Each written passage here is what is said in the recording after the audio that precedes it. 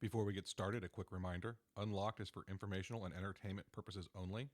It is not a substitute for professional medical advice, diagnosis, or treatment. Please consult a qualified healthcare provider for any health concerns. Thank you for listening. Please like, subscribe, and give a thumbs up and share across all platforms. Unlocked Mental Performance, Physical Results.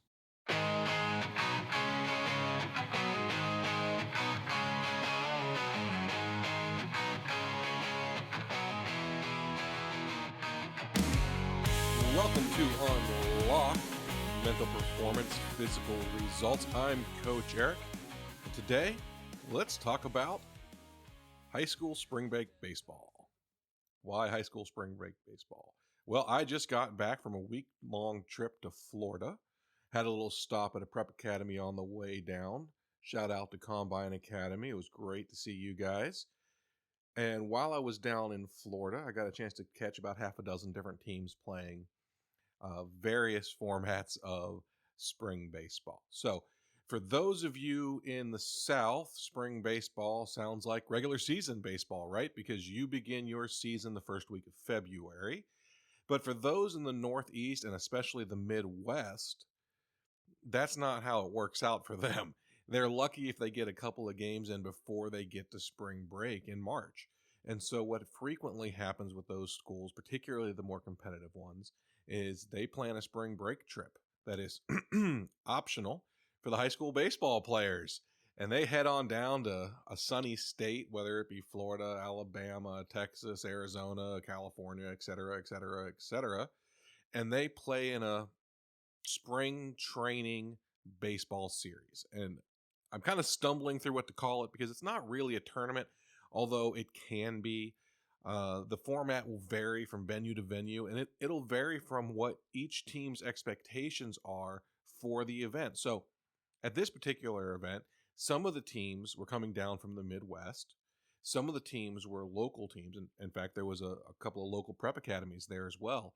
And they all had slightly different intentions. Some teams are counting these games as part of their regular season package. Some teams are there treating this as preseason spring training scrimmages. And so the teams will have different approaches. And what you have to hope is that the director who's managing this whole thing organizes these teams in a manner that allows them to meet their goals and for their players to develop and improve. And that's always a heavy burden. So at this particular tournament, I saw a few different interesting things. And I think what really stood out to me is that the coach's intentions, whether how they were stated and then communicated to me by parents that I spoke to walking around, versus how the kids were responding on the field. So with Team A, they were there. They've already had some preseason games. They're trying to win games. They're primarily playing their starting lineup. They come from a small school. They've got about 25 kids, but they don't have a JV program because with 25 kids, that's not enough. So it was less about getting the back half of the roster reps and more about getting the front half of the roster ready to play a difficult varsity schedule because they didn't have the resources and the depth of talent to really be competitive without really hammering those starters. So they played some good, talented varsity teams. But what was really interesting to me, and what I thought was very telling in talking to one of their assistant coaches, one of the teams they played was a prep academy. Now, for those who aren't really familiar with the prep academy concept, they come in a lot of different formats. They might just be a traditional private school. They can be a boarding school. They can be a boarding school that focuses heavily on the athletic side of things, or in some cases, artistic side of things, music side of things, whatever your specialty is, as opposed to just taking a lot of general ed classes.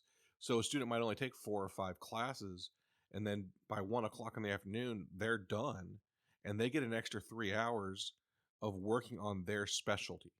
And their specialty could be robotics. It could be baseball. In this instance, it would be a baseball team. So this little school from the Midwest with 25 kids that came out to try out for their team made the trip down, 20 some odd hours to Florida. It's going up against a prep school. And this coach is like, oh boy, what did we sign up for? Well, they end up losing 6-1 in a very competitive game.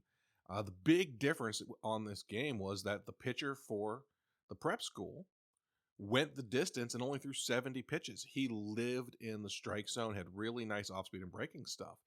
And it was clear he's had more experience and more reps than any pitcher this Midwestern school could throw at them. And what they learned was they were actually playing against the JV squad, not the varsity squad for this prep academy. And so it sort of sent a message that, hey guys, you know what? There's a big difference between Florida prep baseball and Podunk Midwest baseball. And that's not to dog on anybody who's in Podunk Midwest baseball. I live in the Midwest. I watch Midwest baseball all the time. And there's some great, great players here. But you have to understand the difference between going to a location where they can play baseball 10 months a year and they train indoors those other 2 months versus being in a location where it's very difficult to play beyond about 6 months a year. And the other issue is your student body well-rounded? Do they play lots of other sports? Or are they at a venue where, excuse me, they only play one sport and are really hyper-focused on it? Because here's what I can tell you. If you hyper-focus on something and you really, really max out what you're capable of, you can peak a lot earlier than a player who's taking their time in their development. And we've all seen the kid who peaks in 7th grade, right? They get to high school and they can't keep up any longer. Well, there's also guys who are going to peak at JV. There's guys who are going to peak in high school. And there are guys who are going to be able to carry that same peak, even though they reached it as a sophomore, all the way through 4 years of playing in college because they reached that level of play early. It doesn't necessarily raise their ceiling, though it can, but it will make it so that a JV squad out of Florida can win a game against a varsity squad out of Minnesota. That's just how this goes. So it was very interesting watching how that coach handled his team because he didn't lie to them. The parents all knew this was a JV team. The players knew this was a JV team. He just said, guys, they work really hard. They are really good. Most of those guys could be starters here. We're going to go out there. We're going to play our game to the best of our abilities. And they put a really good effort on the field. You would never have known it was 6-1 if you weren't looking at the scorebook. If you just watched the play, it looked like two really evenly matched teams.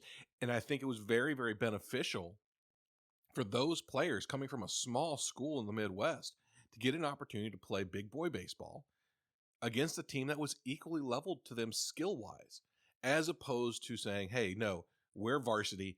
We have to play varsity.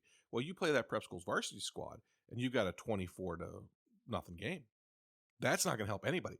That's not going to help the varsity squad for the prep school because pounding somebody doesn't teach you anything, doesn't get you better. And it's certainly not going to help the now demoralized varsity squad from the Midwest.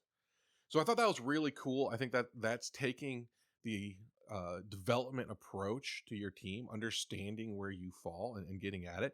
I would have loved to have seen more of their depth play, and it's very possible they played their depth more in other matchups. I only watched one of their games, and I think that when you're judging a coach for their intentions, you have to understand the bigger picture. Maybe they had 3 games where they played the bottom of their roster.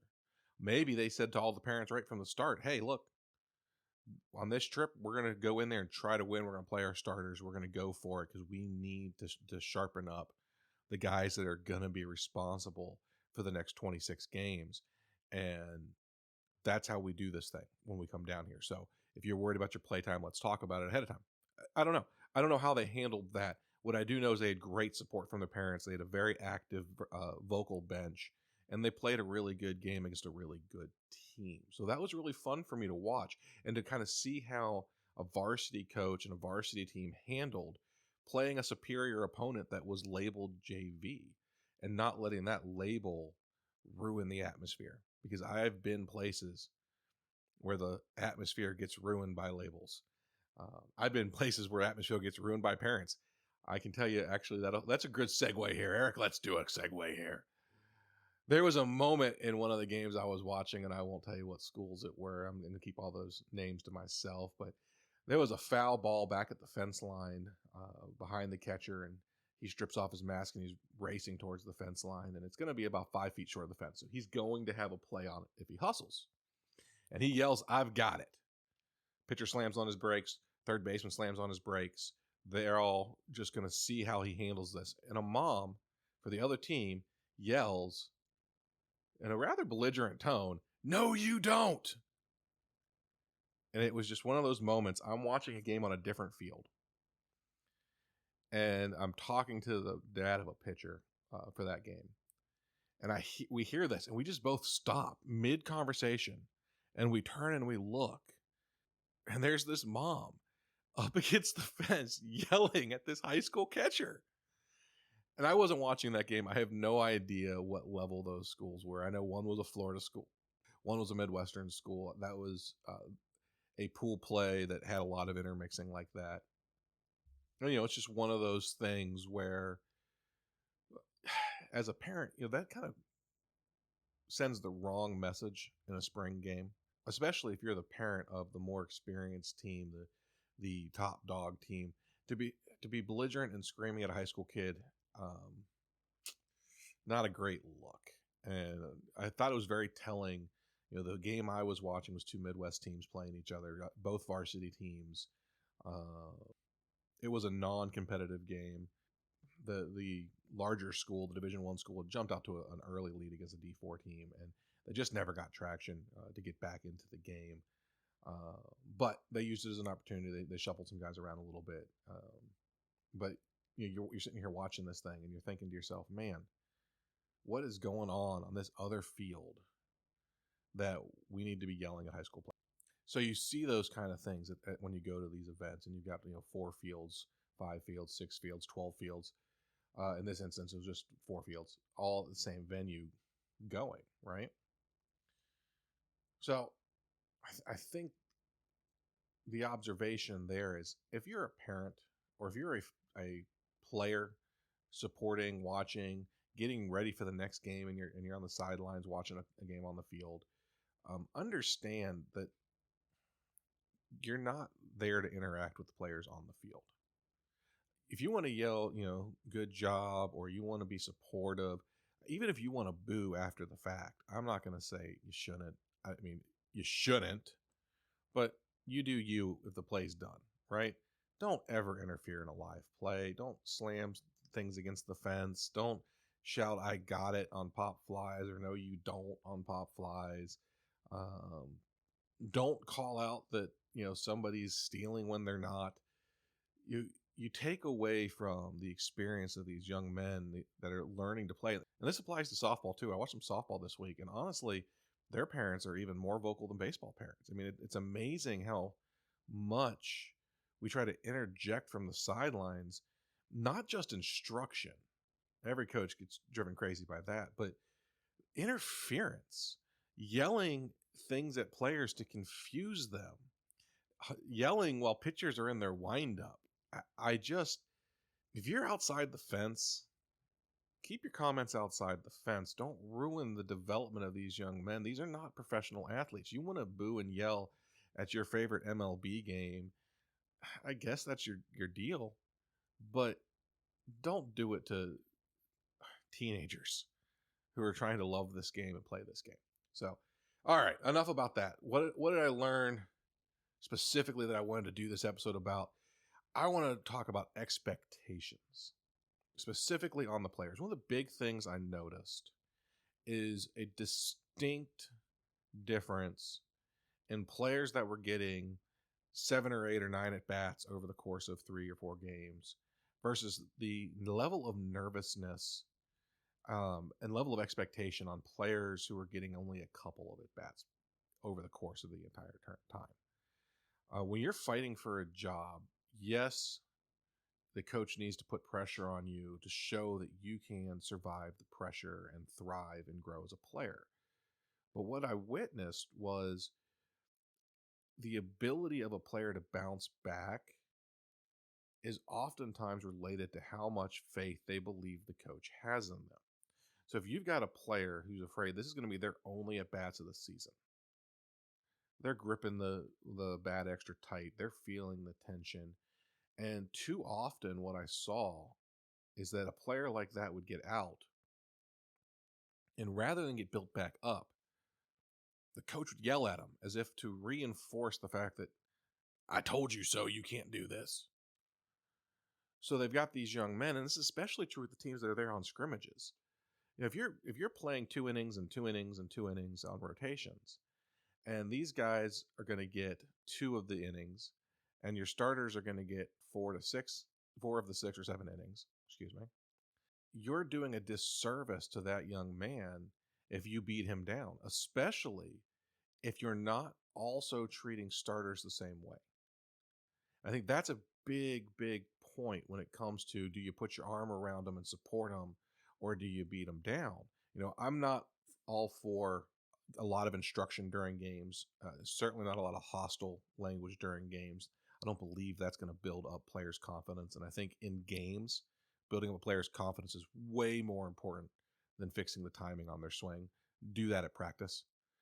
But I think what was interesting is I witnessed from a lot of coaches during these scrimmages a lot of hostility and firm tones towards the guys that were clearly battling, trying to win a job, versus the guys you saw a lot more of. Those guys, they boot a ball. It's like, all right, that's all right. You're going to get the next one. And they're going to get another shot. They're going to get a next one. The guy who's trying to earn some innings, he boots the ball, and it's like, we knew he wasn't the guy. And they go run somebody else out there. And what you're doing in that you feel like, well, I'm sharpening the steel. That guy's not my problem now. He's going to go sit on the bench. But you don't know what that kid's going to become. You don't know what kind of player that kid can be. You think you know, because we all think we know. I do this all the time. I watch these prospects coming up, and I'm like, yeah, that kid's going to be a stud.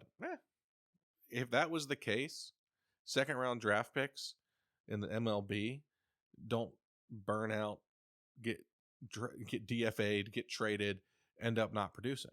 Number 2, number 3 overall picks in the draft don't bust. If we can all just look at these guys and know who it's going to be. And I think at the high school level, we really, really forget that. And it tends to be a situation where the guys who are established, whether it's by being a senior, a more veteran player, whether it has to do with what travel organization you play in and the coach's faith in what you're doing in your off season, whether it's who mom and dad knows. I mean, there's a million reasons that a coach has faith in a player. It might just be that guy hit 550 last season and had 6 dingers. But it's really hard to let go of what you know and support these guys that are coming through that aren't the guys that you know are going to be successful. And I think that was a growing trend I watched throughout this spring event.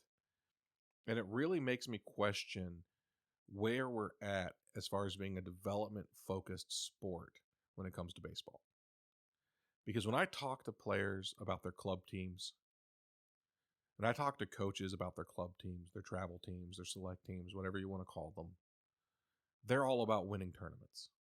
And they want to get you into college so they can add you to their website list of names of guys who got into college. But really, they want to win tournaments. And when I talk to players and coaches about high school and the expectations there, more and more I'm hearing it's about winning our league, winning our division, winning state. They'll develop in the offseason. In other words, they're shoving development off on these club teams. Except these club teams, these summer ball teams, are only playing with these kids for a couple of months in the summer and maybe some fall ball. And so they're looking to win.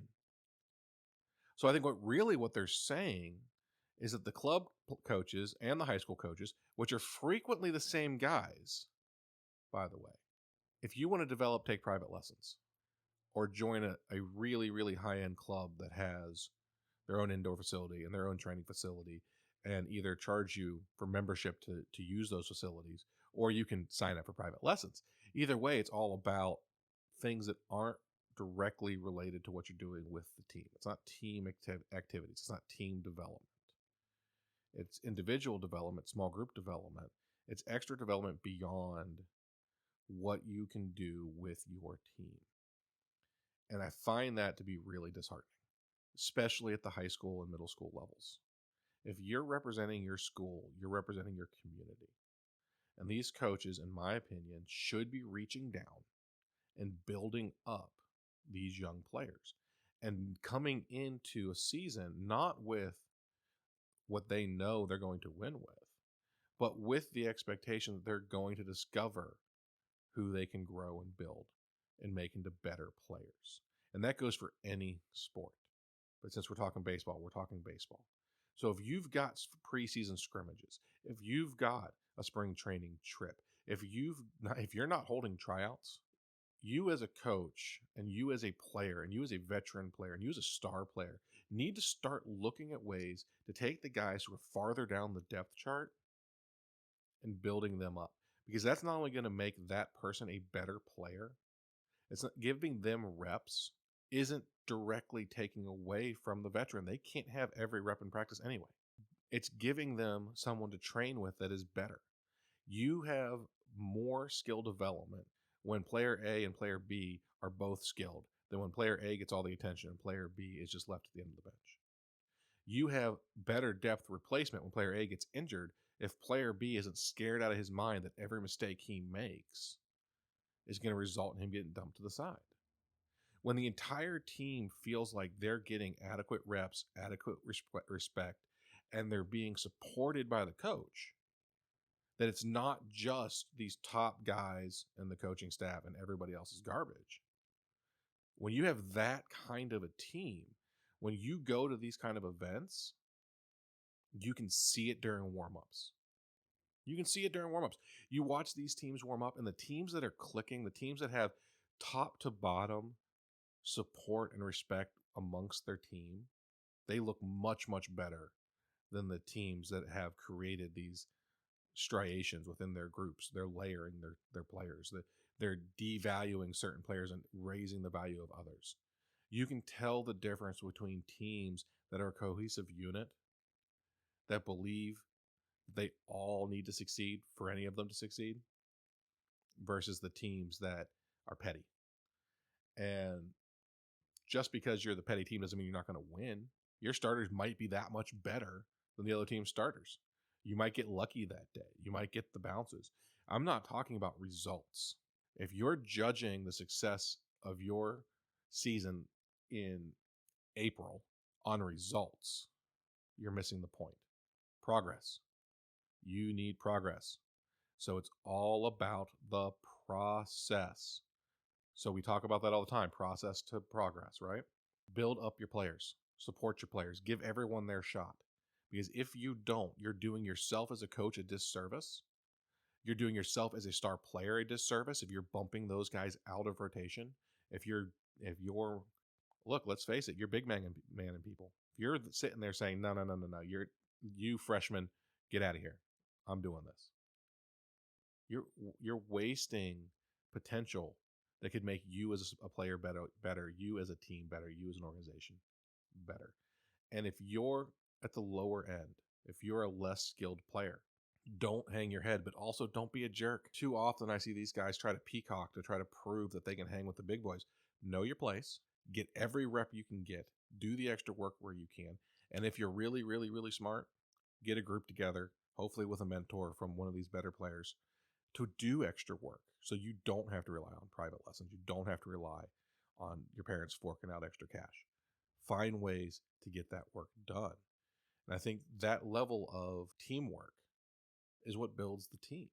And it starts with the coaching staff. But if your coach isn't supportive of it, don't let it end with the coaching staff. And I know I'm talking sometimes to coaches, sometimes to players in this episode, and it's a little disjointed, but I think it's really important to understand that when you go to these things and you watch teams at their worst, and spring training is teams at their worst, right? You're still trying to find your identity. You're still trying to piece together your starting lineup, hopefully. But when you watch a team that is crisp, that is on the same page, warm up, and you look out there and you're like, man, I'm not sure. I mean, those two guys are horses, but after that, I'm not sure who their starting nine is. That's what you want as a baseball team. And as a basketball team, when you're doing shoot around, you don't want them to know who your starting five are other than the obvious superstar, right? If you're not doing that as a player and you're not doing that as a coach and you're not taking those opportunities to build up the momentum of your team through support, through reps, through respect, you're wasting a golden opportunity. And if you're going on these team bonding trips where these guys are supposed to be spending all these hours together so they can grow as a team and find each other as brothers, that starts at the top with the coach, with the captain, with the leaders, and with the stars. And if you don't push it all the way down to the bottom to raise those guys up, you're going to leave them behind. And no sport can afford to just lose their players. It's not good for the community. It's not good for the future of the sport. And it's not good for the players at either end of the spectrum. So, I'm Coach Eric. I have ranted and raved about what I witnessed as far as lack of support at preseason games. And I hope that you listen to this and you take into consideration where you fall on this spectrum and be realistic. Are you a coach? Are you a parent? Hope you're not one that yells at the kids on the field. Are you a star? Are you a scrub? And understand that where you are today isn't where you're necessarily going to be tomorrow. You can be the best player on your team today, and in 2 years, have trouble getting on the field. You can have trouble getting on the field today, and in 2 years, be a star. And we all need to remember that. Parents need to remember that when they're cheering for these kids. Coaches need to remember that when they're coaching these kids. And players, you need to remember that when you're looking at your teammates. Don't judge them as less than you. Judge them as part of you. I'm Coach Eric. This has been Unlocked Mental Performance, Physical Results. Thank you for joining me.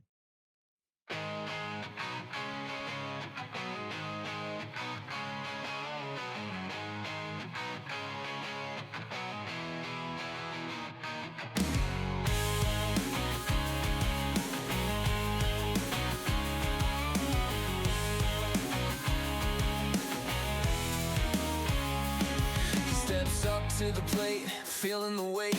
The crowd's cheering loud, but it's up to fate. Struck out too many times, doubts creeping in, but he knows in his heart it's time to begin. He remembers the lessons, the words that they say. Keep your head up high, don't let fear lead the way. Act, take a swing, let the baton talk. Chest high, walk the walk. Breathe in deep, let the pressure unlock. You are focused, ready to rock. Commit to the moment, let the past fade away. Get back in the game, you're ready to play.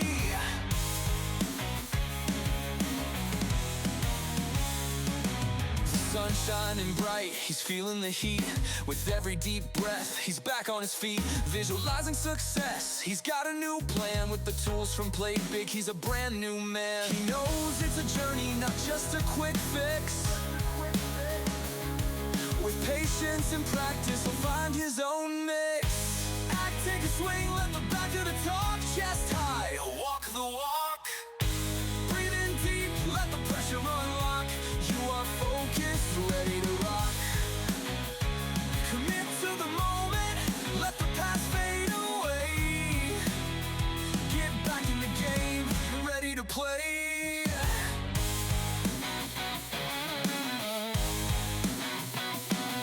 Every setback's a lesson, every strike's a chance to rise up stronger, to take a new stance. With the crowd on his side, he's ready to show. With the ABCs in his heart, he's ready to go.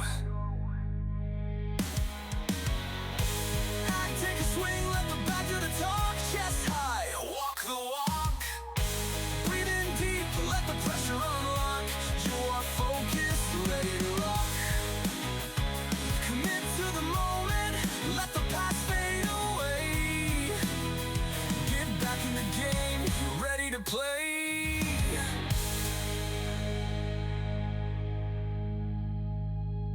So here's to the slumps, the struggles we face. With courage and commitment, we'll find our own place. Every new inning is a chance to rise. Chase the champion spirit to the skies.